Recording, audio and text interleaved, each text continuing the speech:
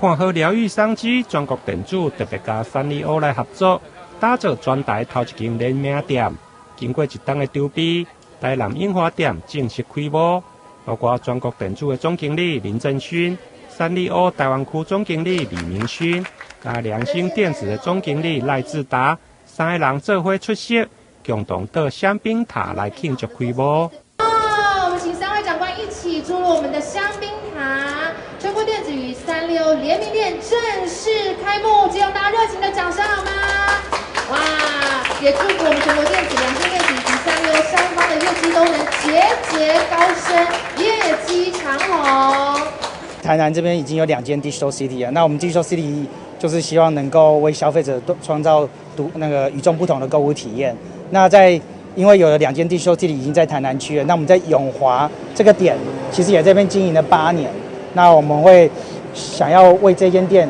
做一个跟另外2间 Digital City 做一个差异化，所以我们有做三丽鸥的主题馆，还有我们有跟良心的合作，那这就是我们这一间店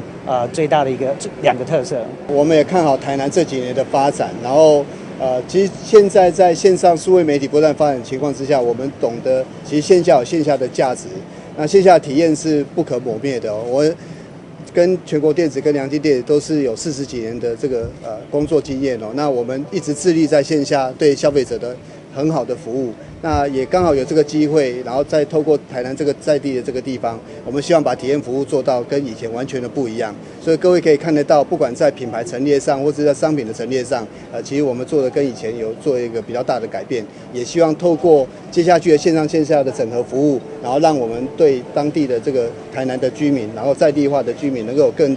更好的体验跟销售感跟消费感受。占地178坪，开了一冬的时间筹备。卖场内面四界看得到 Hello Kitty、布丁狗，加大眼蛙可爱的身影，而且规划翕相打卡的专区，